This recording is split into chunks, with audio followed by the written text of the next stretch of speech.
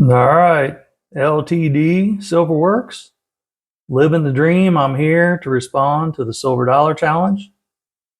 So which one do I have here? Of course, it's a Morgan Silver Dollar, 90% silver, 10% copper alloy. We flip this over, we're going to see we have key date for the Philadelphia Mint Series. It's an 1893. And just probably an old clean Morgan, not super fancy slabbed or anything, but great piece, popular year to have, very low vintage in comparison, to the rest of the Morgan's Philadelphia Mints. So I picked up a few of these years ago. I've sold a few. Like I said, don't have any graded.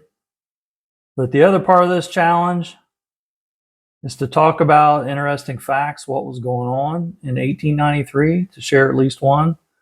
So I got a couple, so let's talk about those.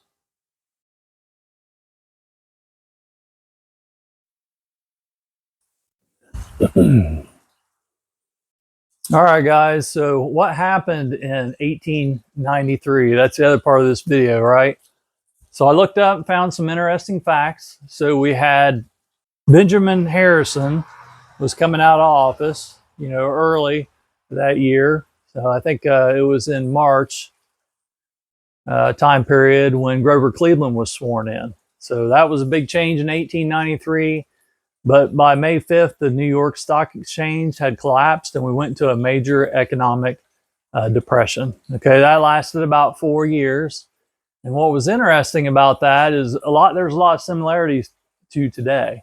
But one thing that Grover Cleveland did, he repealed the Sherman Silver Purchase Act because he thought that was a big contributor. But in fact, it was just a lot of fiscal irresponsibility, overspending. It was a multitude of things, probably a lot of people feel like it was just Harrison's policies in office that affected some of that, his decision making. So I thought that was kind of interesting. But, around the world, the U.S. was they weren't looked highly upon. So people were kind of getting out of the U.S. paper markets, right? And people were fleeing to gold. So I thought that was really interesting, the physical assets, a lot of the similar type stuff we hear about today. So that was one thing. And another thing, there was a guy by the name of Frank Duryea. I think that's how you say his name. He drove a carriage that was a combustible engine, gasoline powered, on the streets of Springfield, Massachusetts. So I thought that was an interesting piece of history. And then one other thing I'll throw in that I found amusing.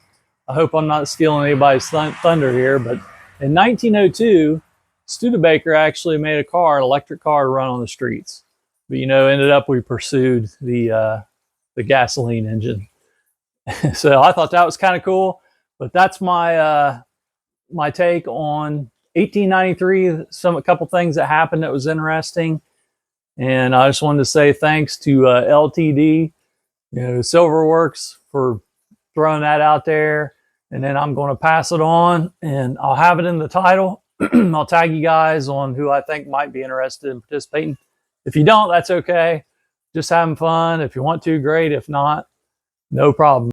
Anyway, you guys, don't be slacking. Keep on stacking. Peace out.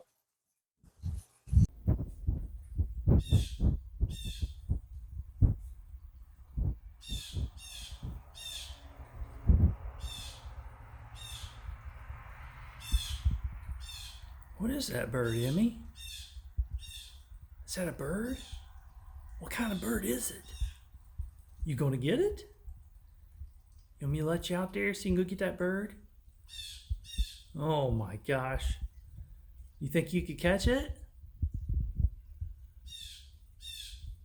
Ooh, I hear it, man. That thing's loud. Oh, here it comes. Here it comes. Oh, there it is. It's gonna come down, Emmy.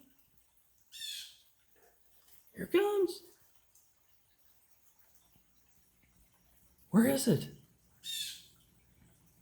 Where's that? It's a bird. It sounds like a big bird. Yeah, it's a big bird, isn't it?